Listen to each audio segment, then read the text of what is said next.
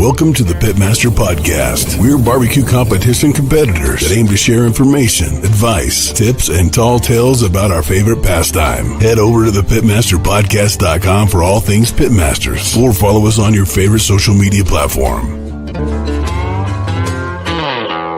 And now, here are the hosts of the Pitmaster Podcast, the two-time grand champion, SCA World Champion finalist, and barbecue specialist of Smoke Ain't No Joke Barbecue, the Anthony Luan, and the 24-time grand and reserve grand champion, reserve world grand champion, Windover High Roller champion, and the founder of Pitmaster Barbecue Supply Company stores in Utah, the old man himself from Big Johnson's Barbecue, Jesse Johnson.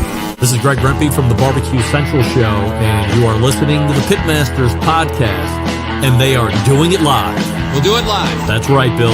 I just said that. They're going to do it live. We'll do it live. Yes, live. They're going to do it live.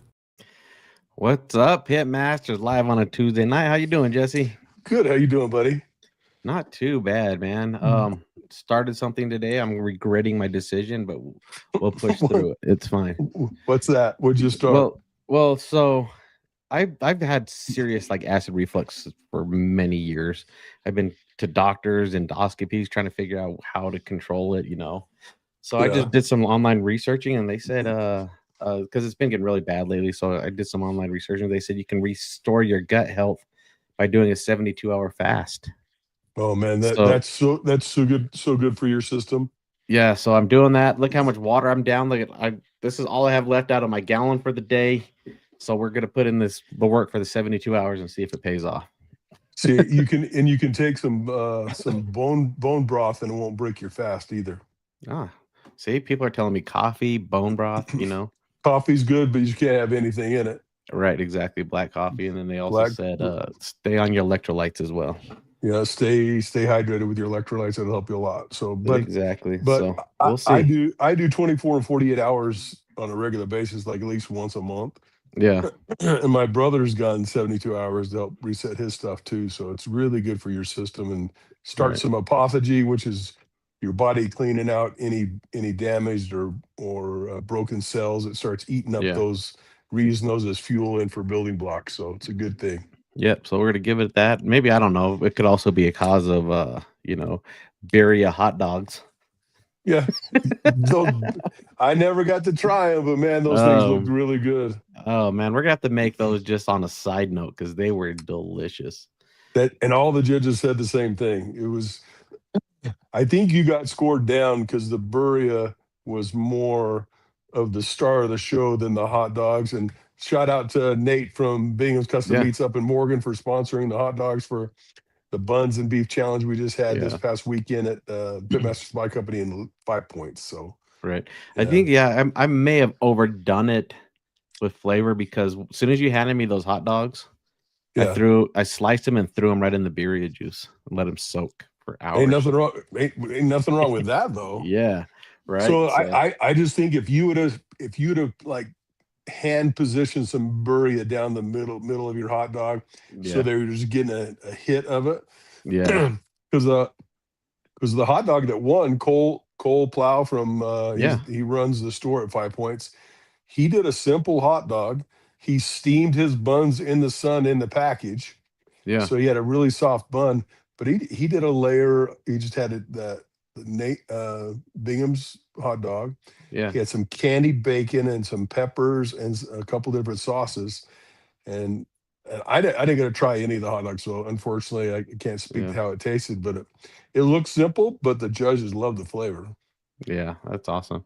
Yeah, Michael had it, and he's commenting on here. He goes, "But it was so damn good, dude. I'm telling you, they were so good." And but it's all good. That's just the way. That's just the way it happens, right? You just turn in whatever you think's going to be good, and it happens to hit. Sometimes it doesn't. It's all good. And Smalls was going for that Chick-fil-A pimento chicken sandwich, whatever they serve. Yeah, that was good. And then somebody else uses pimento cheese too. It's like, who in the heck? This ain't Augusta, Georgia, Right, exactly. So, that's funny. But oh well. And then Josh Lynch's his looked like shrimp po' boy. So he had a couple pieces of shrimp on top of his hot dog. Mm-hmm. So, but he needed a remoulade sauce on it. Yeah. that would have kind of tied it all together. And then who else? I mean, there were some really pretty hot dogs. There really was. I thought we'd have more SCA guys show up just to show off their ancillary skills. Right. You know?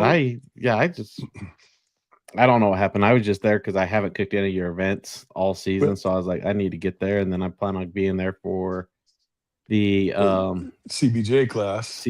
Yep. Yeah. So I did that. And then also I'm just trying to I'm doing the chili cook-off as well. I just don't know if I want to do ribs and chicken, man. That's just a lot. Because sign up for chili, bro. It's all good in the neighborhood. So that's what I think I'm gonna do, is just do the chili. Yeah, so a big shout out to Cole Plow. He was the hot dog. We kind of we changed the trophy. So instead of winning first place in the category, like, let's make the hot dog a grand champion. So he's the hot dog grand champion. And my boy Luke, he's had some success this year. He's been fighting it for the last couple of years in the backyard area, and he was the grand champion in tri-tip. Yeah. So I'm gonna put this up here just so everybody can see what we're talking about here. This was my hot dog. This is what we did. So it's good. It was good looking, dog. It was. I wanted to try it. I could have came out to your pit and tried one. Well, we can get some more of those hot dogs for the chili cook-off. Maybe I'll just make some birria, and then we'll just make them up there on the side for just us to eat. I can get us some hot dogs. So yeah, let's plan on that. Then. Let's plan on that. Let's do it. All right, let's plan it. And then congratulations to Luke. He was the grand champion. And it's unfortunate, but fortunate. Congratulations to Josh from Wild West Barbecue. His 6th reserve grand championship. 6 of them. Oh man. And I called him. I said, listen, buddy, I know exactly how you feel because I've got 28 grand and reserve grand championships. But I think it's either 9 or 10 are grand championships. The rest are reserve grand championships. Because I know I've got 3 reserve grands against Steve Johnson, Barbecue Pit Stop. Mm-hmm. I've got 3 reserve grands against Fidel. I've got 3 reserve grands against Curtis Nation. So it's like, yeah. I know how you feel about the RGCs, baby, but you know what? Always the bridesmaid, right? It's still a win. It's still a win. You know, it is. You're the reserve grand champion. That's a huge accomplishment. You know, it really is. Yeah. So you guys are getting ready for the last barbecue comp of the season, October 25th. It's backyard, so it's ribs and chicken, and a chili cook-off that same day. And then the week prior to that, we are having another KCBS CBJ class at our 5 Point location. So you can hop on the KCBS and find that, get signed up, because we desperately need more judges in the Utah area, and hopefully we can fill up that class. We have 24 spots, but I only think there's 16 left. So, and then we're also having a table captain's class right after. So we're going to move that class to 6 o'clock, so we're not leaving at midnight, especially for the table captains, because I think the table captain classes will be after. It'll be about an hour. Sweet. Heck yeah. And then, then the last SCA event in Utah will be November 1st. And that's going to be at ThermoWorks headquarters? That is actually in St. George, the barbecue pit stop, St. George. Gotcha. And then it's dessert, anything but cheesecake. And then they're doing a chili as well. So I'll be cooking a lot of chili this week, this month, last month, because I always get second place, Jesse. It's just in chili. I just can't get over the bump. I don't know what it is. So I'll just keep pushing my second place, and we take that back. So that is Josh. Mm-hmm. They won chili last year. His team. Yeah. So he does have a grand championship, but he didn't cook the chili. Oh man. Sorry, Josh. Love you, buddy. No, I think yours last year I took 3rd in chili. I don't remember. What did you do in chili last year? I can't remember. I do the same chili recipe every year. I just do a Texas style chili. This year, I maybe smoked a brisket and already got it chopped up and frozen, ready to add. So there you go. But but I keep the same recipe. It's kind of like my steaks. It's gonna eventually get a hit, right? It's consistent. Right. It's just a matter of it hitting at the right time. So why change anything? You just got to get on the right table, and the judges appreciate your flavor profile for their taste on that score. So exactly. Yeah. So there's not a whole lot of other barbecue news. It's kind of winding down. Wishing everybody good luck. That's going to be traveling to Jack and everything else. Tell everybody how you placed. I forgot. I did. I guess I technically we can say I tied for third, and then we all drew numbers, and then ended up in fourth. But you did tie for third. Yep. And then my tri-tip, I took 7th out of 8, almost DAL, but it was working. It was a gamble. I used the chimichurri sauce that is hit or miss. It's that simple. And I tried it, and your lemon, the zest, whatever you had in that sauce, overpowered the meat. Interesting. It was tender. Maybe I just did too much. You nailed the tenderness. Yeah. But if you just did because you brushed it on, if you just did a streak down the middle of your tri-tip, probably would have been and put in a couple extra pieces so that front piece, if somebody doesn't want all that sauce, they can take the second through the last piece, so they don't get all that sauce. But yeah. Oh well. Once again, it was a gamble. I could have done traditional and just sent it, but I was trying to be different, and being different sometimes doesn't pay off. Sometimes it does. Dude, I love chimichurri on tri-tip. Right, me too. I really do. It just something come across. It was just so. Did you have a lot of lemon juice in it? No, I didn't have any lemon juice in it. What was the citrus? It's just it was actually what is it? I can't remember the name of this company. I just totally spaced it off. Holy crap. It's a pre-made chimichurri. All I did was add the vinegar and oil to it. It's how low can you slow? Yeah, he's out of Idaho. Well, technically New Zealand. But he has some really good stuff. It was good. It was just for my taste buds, it was too citrus forward. Yeah, maybe I just put too much on there. Yeah. But I was out there. We were literally just dipping it out after the leftover try, just dipping in the chimichurri. It's so good. Maybe it sat too long and all the vinegar kind of separated from the oil. That could trigger it as well. You saw some separation in the box after it sat there for a little while. So if you'd have made it would have been a little thicker, a little bit more herby, like the herbs. With that single line down the middle of it would have been could have worked. But oh well. But almost everybody's was really simple and just laid in the box, and I didn't see a lot of like saucing to help kick up the beef flavor, which treat it like a brisket, man. Yep. Put some additional beef flavor on there. True that. So cool. Well, let's go talk to Walter and about from Michigan BBQ Addicts and see what he got going on. And I got a couple questions for him, so let's get to it. Yeah, I do too. We call it Thermapen 1, the first true 1-second cooking thermometer. Its unprecedented speed means Thermapen 1's responsiveness approaches the speed of thought. Because when you're plating the perfect menu or smoking the perfect side of barbecue, you don't have time to think about how your instant read thermometer is accurate to 0.5 degrees in 1 second or less, or how rugged and waterproof it is, or how big, elegant and bright the backlit display is. You'll just know it works, because our perfection powers your perfection. Seek perfection with Thermapen 1. Walter, welcome to the show. How's it going, man? Oh, it's going great. How are you guys? Thanks for having me. Not too bad. It looks like, are you on the road? Are you traveling? I'm actually sitting in my driveway. I think this is this is usually where I do all my voiceovers and stuff like that. It sounds a lot better than, having a baby screaming in the background. I love it. That is awesome. It's the safest place to do some VOs, right? Absolutely. Yeah. Just, of course, we're keeping it parked. We don't want to make anybody mad, of course. Wait, Walter, what do you think about that hot dog I cooked up this weekend? Honestly, I mean, I zoned out after you said birria hot dog, and I'm like, I'm like, oh my God, I'm like, only thing that's going on in my mind is big back. I'm like, I got birria in my fridge. I'm no joke going to be making that tomorrow and posting it. I will tag you guys. It's Like, so good. Awesome. Yeah. So the only taste I got of it when I was cutting the hot dogs, a little of the burrito got on my finger, and I'm not a KCBS. I wasn't doing the KCBS judging where you can't lick your fingers, so I licked my fingers. It was good. Oh yeah. Yeah.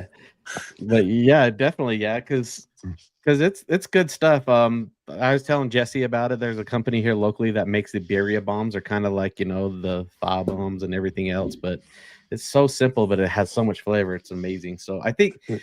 So here's the thing with Latin cooking, or Mexican cooking, I should say, because this is a Mexican dish. It's so many ingredients, so much time, but the result is worth it. But if you could Americanize it, make it simple to a birria bomb that tastes amazing, oh, that's the market all day long. Yeah.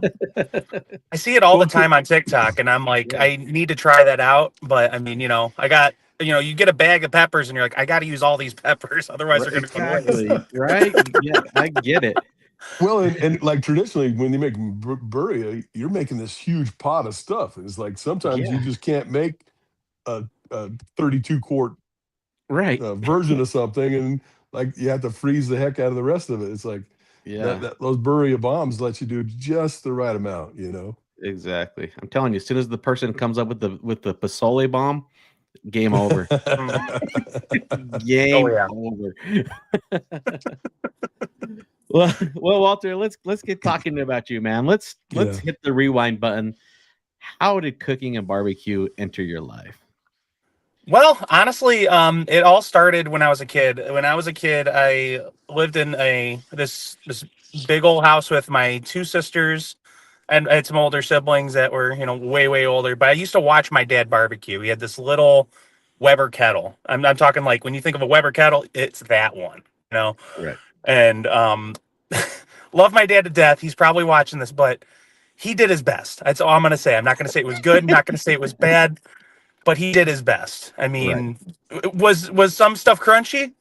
Yeah, but you get raised. You get what you get. You don't throw a fit. Like, right, exactly. And so, long story short, nasty divorce happens, and that Weber kettle just didn't get touched anymore. It just it was kind of sad to see that. And then I worked as a firefighter for many years, and I had a buddy of mine that worked with me.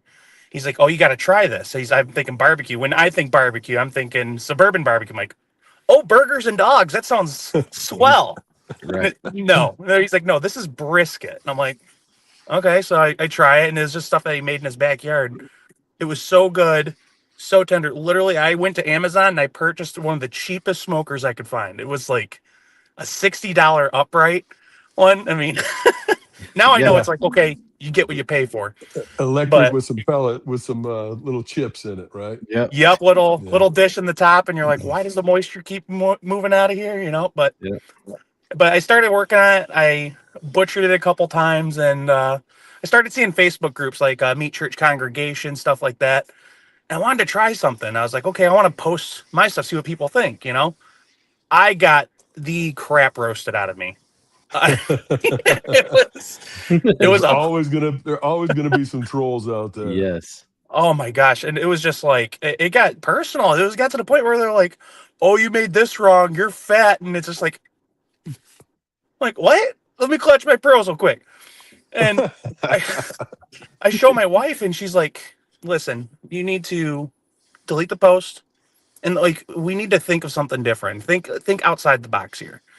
And so Michigan BBQ Addicts was developed on the aspect of, we want to teach people how to cook in a completely judgment-free environment. This is a way we can cultivate each other, build each other up, and not have to deal with the, I've been around my pit for this long and I know better than that. No, we don't need that. Judgment-free environment, encouraging people to cook. I mean, sometimes everybody needs a pat on the back. Now, it's worked out for us. It worked out really well. I mean, we posted on TikTok in July 2021, and we blew up from there. It was very humbling, honestly. Right. I mean, I started other than starting with my great uncles in the South, I started with a little baby offset from Char Grill, and I see you use a lot of Char Grill products.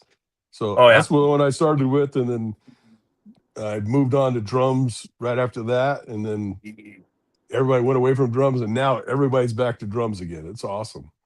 I love drums. Well, not to talk, Yeah. I know you're a char grill guy, not to knock them by anything, but if you Oh, no. bought the char griller offset and you can maintain fire temperature, you can cook on almost any grill. I'm going to be honest with you, Jesse. Well, I am not wrong on this. I spent 3 times the amount that I spent on the char grill on trying to modify it to get it to hold temperature. So Right. I feel you. Yeah. So I if mean, you it could was- cook on that grill, you could cook on any grill. Yeah. I feel And- like. Honestly, I'm thankful for that on that aspect because, I mean, Yeah. when I first moved into my house, I mean, I had that upright. I'm like, I can't cook anything on this. This thing is literally a foot by 2.5 feet. I'm like, whatever. So I bought myself the basic char griller model, the $120 one you find at Home Depot. Mhm.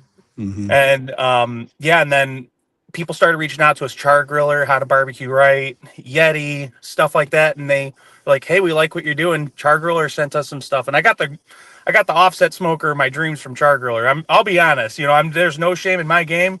I did shed a tear when I set that grill up because I'm like, man, this is the prettiest damn thing I've ever seen in my entire life. My wife's Love like, thanks. Like, That's funny. But you were It's- absolutely it's- right. It's a different kind of purdy. oh yeah, Yeah. without question. Yeah. So what I always ask this with the social media people that do a lot of social media cooking. What was the transition from, just everyday cooking to I'm going to focus in on gaining followers? I know it's not your target, but if you're doing social media, you are looking to get more followers. You are trying to gain that internet rep. When did you decide, hey, I'm going to just kind of focus in on my content and make it really social media friendly and watching it start moving up that chain?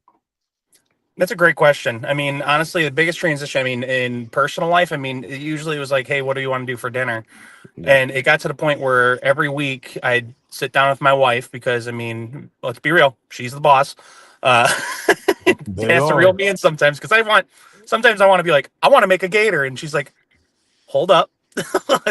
let's dial it back a bit. And, but I mean, it got to the point where we're like, okay, hey, what can we do we want to keep the originality of our content. We want people to see that, look, I'm no pro. I've not won competitions. I haven't done anything. I'm just a fat guy in a backyard making good barbecue. That's what we do.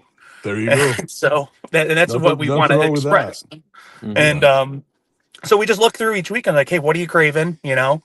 And to be honest, I'll be fully transparent with you guys. I got a buddy that is maybe a stoner. So I ask him questions like, hey, what sounds good to you? Like, have you had a combo that you're thinking of? And, of course he tokes up and he's like, this would be really good on that. And I'm like, okay, let's see what we can figure out. Right. I mean, I'm not going to make, mac and cheese and stuffing mixed together like he suggested before, but, but I mean, there's stuff like, hey, you should try putting like apple butter on a pork butt. Right, which is what we're doing this weekend. We're making apple butter pulled pork, There and you go.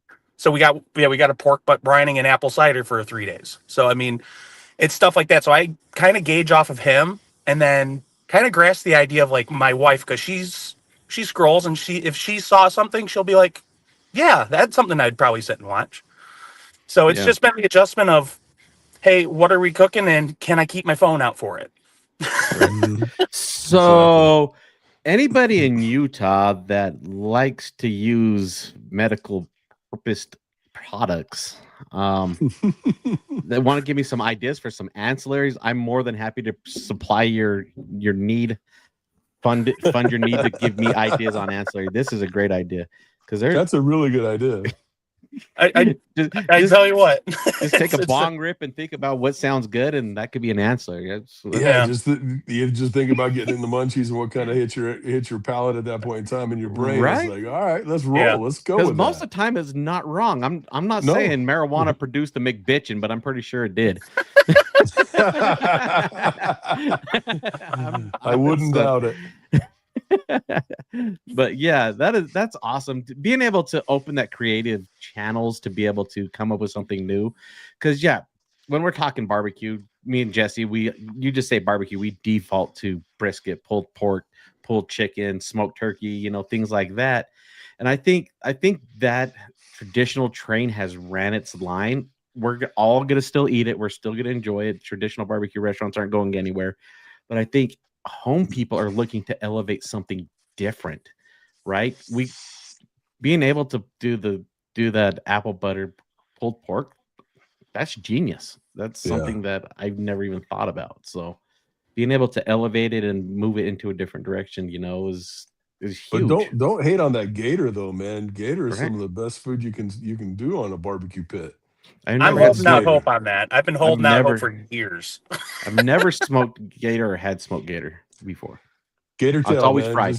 Just fried. You can cook a whole gator. You can just cook the tail or the tail meat. You can get the tail meat, and it's gonna accept any flavorful fry you put on it, just like a chicken would. But man, I go Cajun always on my gator tails because it's so good. What temperature do you cook gator to? Till it's done. No, I didn't ask you for time. I asked you for what temperature. I cook mine up into that 200 range because I want it almost falling apart. So I put it on the pit. If you have a whole gator tail, put it on the pit till you get some of that smoke on it. Then I pan it up, put some butter in it, and I'm one of my favorite Cajun rubs is Heath Rouse, his Creole garlic butter. It's so good. Oh yeah. Gotta do some housekeeping, ain't Y'all are getting me hungry. I saw your post about having a rub addiction, so I feel you. Yeah. I feel you. We're upwards of about my wife's not happy about it, but about 250 different seasonings just in her pantry, and we have barbecue sauce fridge in the garage. So. We only carry like 450 rubs in our store. That's a lot. I could open a store in my living room. I mean, let's go for it. There you go. Yeah, you're spot on with it, Jesse. Everybody's saying it's just like pork. 160, 165, it's safe, but you want it to get it to really render down at those higher temperatures. Well, it's not really. It's good. You got to remember the gator is so lean because that's a top of the food chain predator. So you got to think of it more in terms of like a wild boar. Okay, you want to get it up there in that safe range, but then I just want it to start to get really, really soft. That's why you wrap it. You get it to the certain and I do it really similar to pork or chicken, where I get past that 165, 170 range. Then I wrap it up, let it finish up till I get in that 195 to 205 range, and it's just money. Nice. I have never had it, but I want to try it. But anyways, back to you, Walter. Let's go back to you. So we digress. And your funny ass videos, because you do a great job with your videos. I love your shorts. They're humorous. They're fun. You do an amazing job. We appreciate that genuinely. Yeah. So there's a super fine line between holding that seriousness or just straight goofing off. And I'll tell you, the person who's mastered that line is Kyle Matuszewski. If you follow his social media, he has a goofy but serious take on food. He's always funny, but his food is amazing, and he can back it up with his recipes as well. So I think you're right on the right track, doing the exact same thing. Being able to pull people in, like, wait a second, this dude really knows how to cook a brisket, but he's also fooling around filling up a gas tank with his brisket because he didn't. Wouldn't fit though. Funds went other way. He didn't even try. He didn't even try to stuff that thing in. It's like, not with that attitude. You'll get it in there. Diesel can run on almost anything. Right? Shoot. Beef tallow. It can run on beef tallow. We'll get it going. Yep. We can start this. We can start it. Right, exactly. So how many videos do you think you have ballpark run? I'm trying to get a count here, but I can't even get a ballpark idea on how many videos you have. I think the last time I checked on TikTok, I think I had like over 700. But I know I can tell you how many video clips I have on my phone. I mean, we have we actually just had to upgrade our phones because you know reasons. but just the barbecue videos on my phone, I have over 12.5 thousand clips. Jeez. On my phone. Wow. Yeah. And what Well, are you editing your videos on your phone? What software are you using on your phone? Are you doing it on your phone or are you doing it on a computer? I do it all on my phone, just because I'm on the road all the time. But I use CapCut. Honestly, that is like the best software I found that works for me. Mm-hmm. I know TikTok has a really good software, but I mean, again, it's really good, but CapCut is better than really good. Wow. I'm not sponsored by them whatsoever, but it's when you make content, you find something that works, it just works, you know? It's your tried and And, true. and once you dial it in, I mean, you become really familiar with that software, so it makes it because speed is everything. yes. So Mhm. the less time you spend your time shooting, the less time you can spend editing. It's going to save you a lot of time. Oh yeah. I mean, just to give you a reference too, I mean, when we first started Roll for Barbecue, one of our series, I used to do the editing on Facebook. Not Facebook, I'm sorry, TikTok. And one episode took about 8 hours to complete. Oh, Just the geez. editing side. Wow. Now, when I do my Roll for Barbecues, it's usually the same day. But I've been working midnights the past year. So I would get home from work, about 7 a.m. start, finish my cook about 9 o'clock, and I do my editing in about 2.5 hours. Then I post it, Very and Hmm. good. that's just on CapCut. Now if for longer smokes and stuff like that, I'd have to adjust it on my weekend and be like, okay, I got to make this pork butt or this brisket at this time. Um, but it's the CapCut software. It is insanely, insanely easy to work with. That's cool to Wow. know.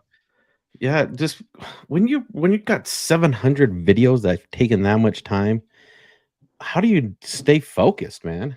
Honestly, I would have been burnt out after the video 3.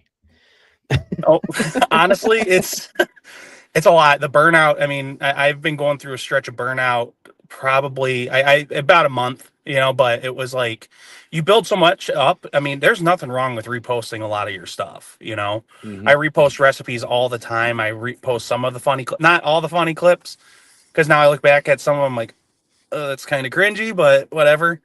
But yeah, I mean, the burnout is so real. I mean, I try to get a good backlog of files so I have something just in case that burnout hits, because you never know when it's going to hit. You Yeah. will Right. never know. And then like I have like 3 recipes already lined up in my queue just in case that like I get hit with burnout. Now, my burnout is different. I mean, I average with a brand new baby, it's 4 hours of sleep, and then I work midnights, and I'm like, okay, so I go home, sleep, see my son for an hour, and go back to work. Like, Yeah. Yeah. Right. And then wiggle in the podcast as well. hey, we made it work today. He's doing good today. We Yeah. managed to get him up early. Oh no, I woke up early.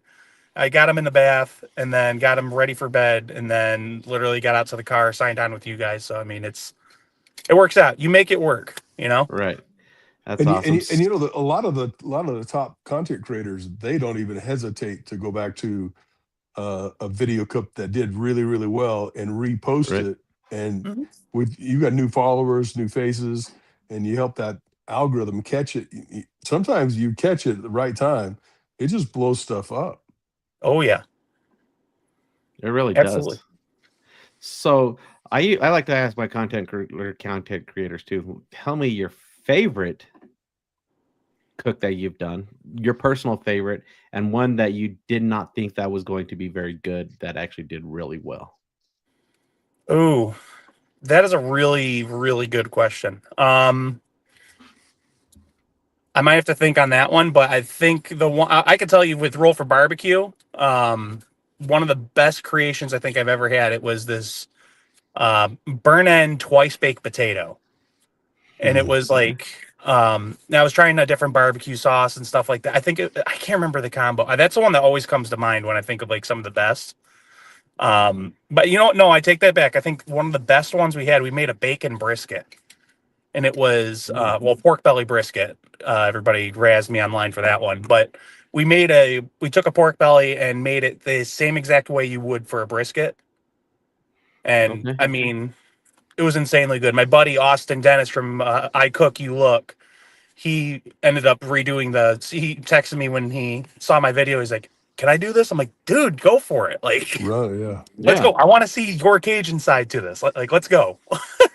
Right. And it was just so insanely good. I mean, just the fact, like, I mean, yeah, you get pork belly and you cook it like a brisket, it melts even more in your mouth, like almost to like a Wagyu status. And honestly, it was so. I didn't expect it to turn out very well because of the fat content. I didn't want to be like, I don't want to be chewing on grizzle and stuff like that. But Right. literally, it was pillowy. It just melted in your mouth. Insanely good. How did you slice it? So I just what I did, I just cut it into chunks like burn ends. Okay. Because I was like, if I try to cut this into slices, it's gonna be like picking up shredded paper. It's just falling apart. But I mean, that was a couple of years ago. I don't know I can't remember how fatty that thing was. But I mean, it was fatty. But I knew just holding it as like a burn end, it was falling apart. Means you rendered it out properly. Exactly. Absolutely.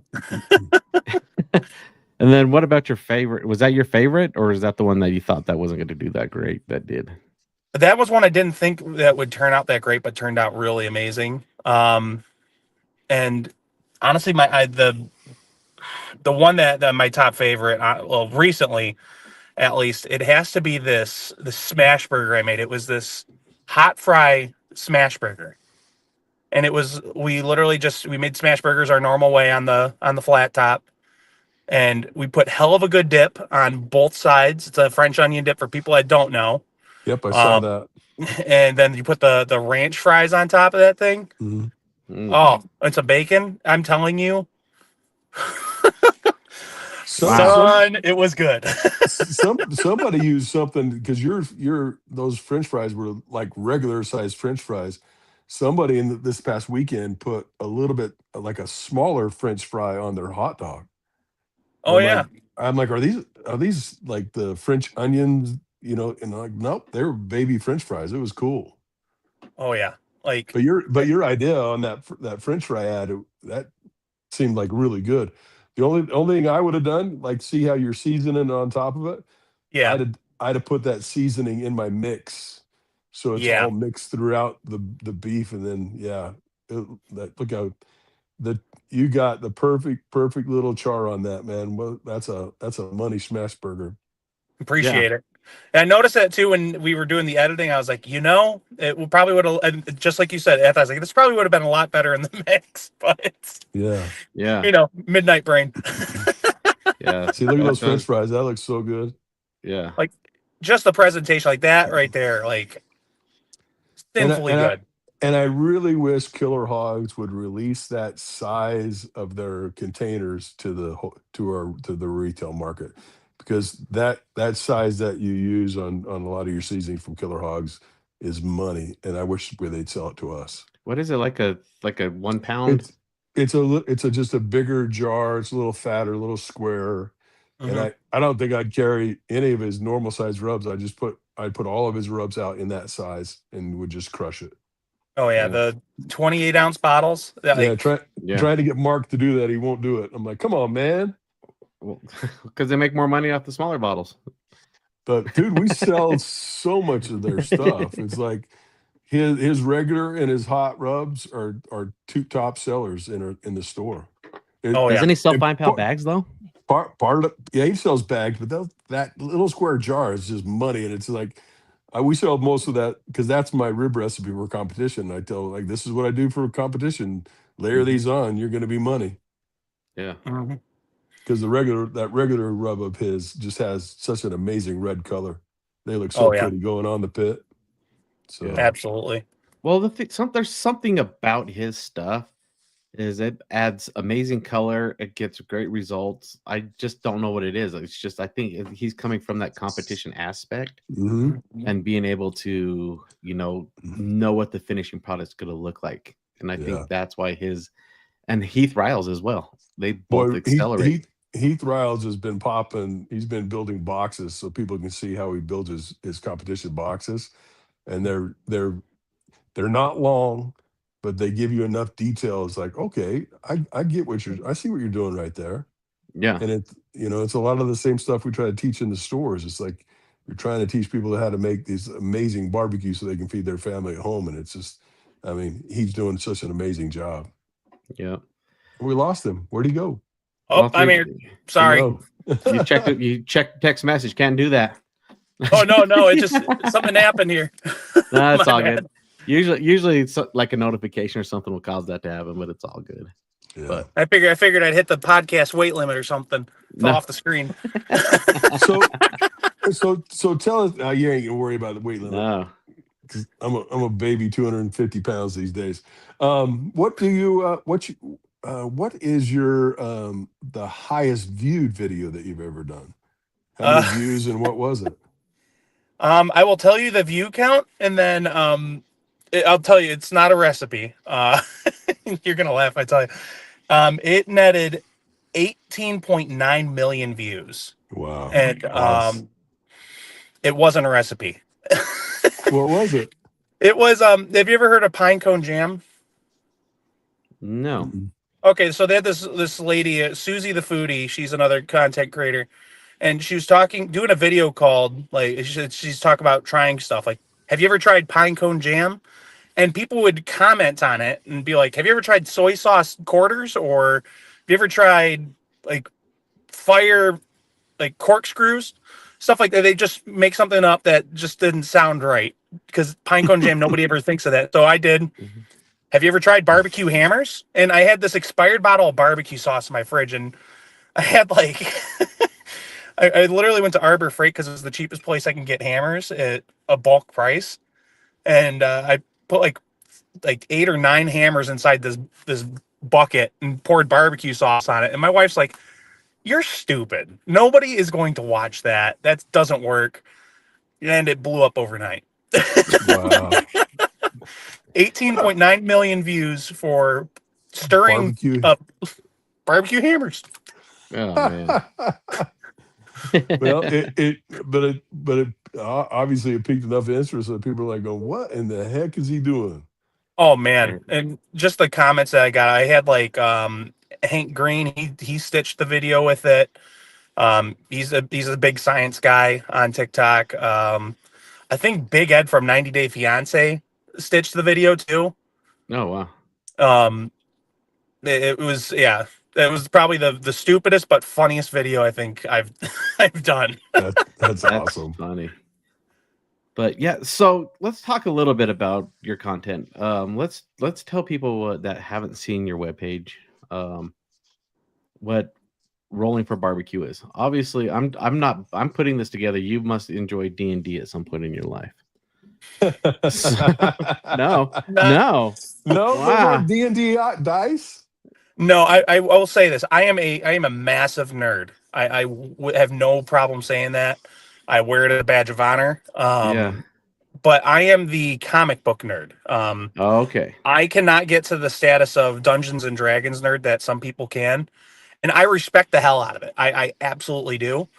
I got the idea for Roll for Barbecue. I watched Adventures in Artie. I found it was Roll for Sandwich, right? And it was this guy over, and he lives in my state, and he uses all of his ingredients from bread to meat, cheese, roughage, anything wild, any sauces, and it's all determined by dice. And I'm like, what if we did that with barbecue, right?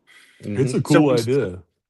And I was like, I didn't expect it to pop off the way it did. The first episode, everybody, they roasted the hell out of me. I'm sorry, but they were like, you're copying, and they're like, make it your own. I'm like, fine. Episode 2, I tried my best to make it my own, and I look back now and I'm like, this looks like it's copying for sure. But like, and I've talked with Jake from Adventures in Artie. He's been cool with it. The fact that we do Roll for Barbecue, and it popped off right after I lost my job. I was working a desk job at a refrigeration sales company, and you make lemons with lemonade, and we ended up starting rolling dice and making barbecue out of it, and it blew up my page like crazy. I love when you're dropping the dice through the eyeball. I think that's just so clever. I love it. Appreciate it. That's awesome. Did you have people message you and make you those rollers, or did you just come across them? So I bought the first roller. It used to be a gray dice tower, and then one of our fans actually said, "Hey, can you send it to me? I would like to give it an update for you." And I'm like, and I want people's creative freedom. I love it when people use their creative freedom. It's what we stand for with Michigan BBQ, with judgment-free barbecue. Is I'm like, please. I sent it over. I bought that one on, I think I bought it on Amazon or Etsy or something like that. And then I bought my first 3 sets of dice. It was the blue ones, green ones, and these blood spattered metal dice. Everything else has been sent to us. Like Awesome. we have over 70 sets of dice. Wow.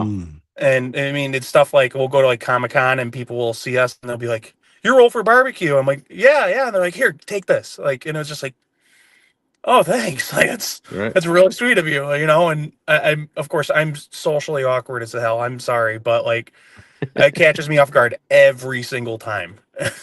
Right. Every it time. happens. Yep. That's awesome, man. So I want to go back to I have the outside of barbecue question since you brought this up. Yeah. You said you're a comic book nerd. Yes. Were you a fan of The Walking Dead before it became a TV series? Honestly, I didn't know it was a comic book until I watched the series, and then I started watching it on TV, and I'm like, okay, this is interesting. I better read the comics. And I was just like, I don't know how I feel about it. You know, I mean, the comics are definitely way better written than the show is, but little because I've talked to people that say that I'm into comics. I came across one person, just one, that actually knew what The Walking Dead was before the TV series. This is very surprising to me that they decided to do a TV series out of a comic that nobody's even read. Honestly, it's really weird. That's why I just had to ask. Well, I mean, especially when they gave us Diet Negan on the show, and then you see how he is in the comics, and you're like, yeah, that's the Negan we should have gotten. Yeah, like what? Right. And it's funny because you do talk to people like yourself now, because you brought up Negan. They are a fan of him in the comic book world, but in the TV series, people hate him. It's very interesting.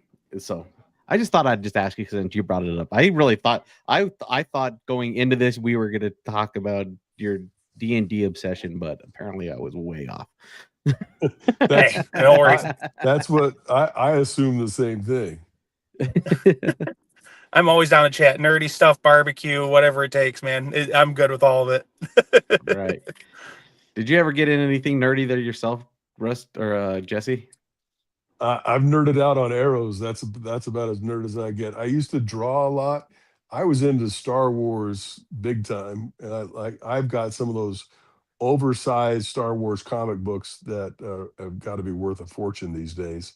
Nice. They've been sitting in a footlocker of mine since I was a teenager. So that's almost 100 years now. Oh man, 102 next year. But we lost your video. I know. I don't know what happened there. It's spinning. Yeah, I don't know what's happened. Let me see. Hold on. You got a big smile on my end. That's all I'm seeing. But I loved comic books growing up, like all the time. And like my dad, we lived in North Ogden. We'd drive and get coffee at his favorite coffee place, and they had a magazine rack, and the owner didn't care if I looked at the comic books while we were there. And I just dig through all of them. Couldn't afford to buy them because we grew up a little bit restricted when it came to cash. But man, I loved comic books. Oh yeah. But then I nerded out on records for a couple decades, and man, I at one point in time had 45,000 records in my record collection. That's nerding out. We all have something to nerd out about, you know. It's my wife does makeup. She loves her makeup. She has a ton of it. And then I got the 20 grills in the driveway. So I mean, there you go. Compromise.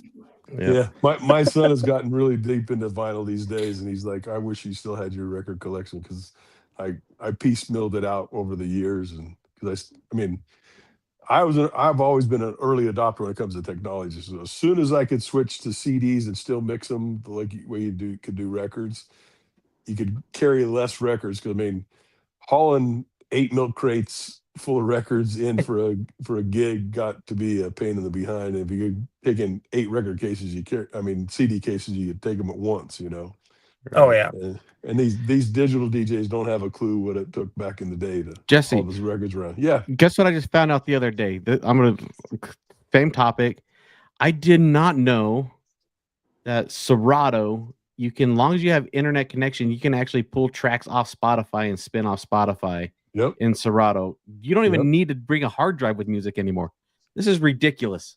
Yeah, you do still need to leave your hard drive because my hard drive has I'm like 30-something thousand titles on my hard drives, and I have backup of the backup of the backup, for when we're out doing gigs. So, but I can still mix, but I don't mix to save my life. I'm just playing tracks and talking to people. But still, you can download the damn track right there. So when these DJs say I don't have the song, I'm calling bullshit from this point on forward. I was like, bullshit. You can download it right now and you can spin it in the next track. It depends on where you gotta have a good Wi-Fi connection. Very true. I've done that at gigs where somebody asks for a song. I'm like, do a quick search. Don't have it. Hop on one of my music platforms where I can grab a song and make sure it's clean. Yep, exactly. Well, Walter, this has been a good chat. All I have to say is I have much respect for you because I do not have this much time to be able to put into this much effort on social media. It's a lot. People don't realize how much it really is behind the scenes. You watch a 60-second video and you think that's it. No, it took hours for one to smoke a brisket, two to put together. It's just, I got mad respect for you to keep this up and keep it going. No, we appreciate that. I mean, honestly, we do this for the fans. I mean, we think of it as, look, you're coming to when you watch our videos, you're coming to our barbecue. You're coming into my home. You're seeing my family. And the fact that people like you guys continue to show up every episode, every week, it's a testament to you guys. So we appreciate you guys and the fans for keeping us going. Like we cannot do this without you guys. Thank you. We appreciate that. And so let's let everybody know where to find you. I did find a website. Obviously, the website's not associated with you, so let everybody know where to go follow you and be able to contact you. Absolutely. Guys, we are Judgment Free Barbecue. We're the Michigan BBQ Addicts. Check us out online. We're on every social media you can think of: TikTok, Instagram, YouTube, Facebook. Make sure I got them all. Just look up Michigan BBQ Addicts. You can find us. Hop on his YouTube channel because there's a lot of great content in there, and there's lots of shorts that are funny as heck, and the roll the dice. I think that's a great concept to do some barbecue and just kind of break you out of your traditional, like I always use this or I always use that. Forces you to try something new, and I think that's brilliant.